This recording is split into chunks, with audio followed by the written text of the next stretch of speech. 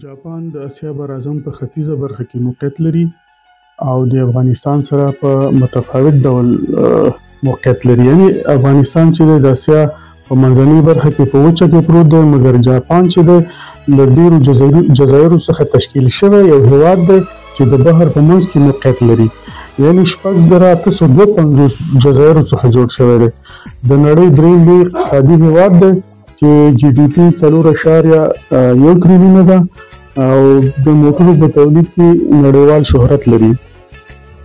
توکیو د جاپان د لویو ښارونو څخه دی او هم مرکز دی او د اسیا په سطحه توکیو چې 20 میلیونه نفوس لري د یو تجارتي لومړي مرکز په نامه پیژندل کیږي چې د اسعارو یعنې د کرنسیو د نرخ تعیین، د سټاکونو، ذخایرو او د موادو نرخونه همدلته فیصله کیږي. سلطنتي او شاهي نظام هم دی او په څنګ کې پارلماني انتخاباتي ډول لري چې مثلا هغه کومه سلطنتي یا شاهي کورنۍ چې ده په سیاست کې کوم رول نه لري، ولې د جاپان په پرمختګ کې ویاړ لري. د همدې له امله ټول جاپانیان ورته په قدر قایل دي. دا چې جاپان په سمندر کې موقعیت لري نو ځکه ډېر خطرناک سونامي یعنې لوړ د اوبو طوفانونه پرې راغلي دي او همدارنګه شدیدې زلزلو تاریخ هم پکې جوړ شوی دی.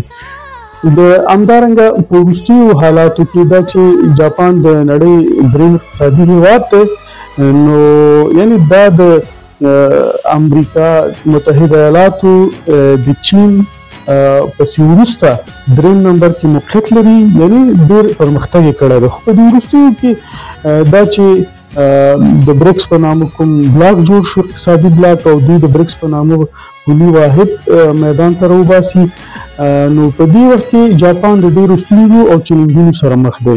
یعنې که چېرته دوی بریکس سره مثلا اړیکه جوړه کړي، اقتصادي اړیکه جوړه کړي، نو دوی به وکولی شي چې هغه خپل ملګري اقتصادي قراردادیان په لاس کې وساتي.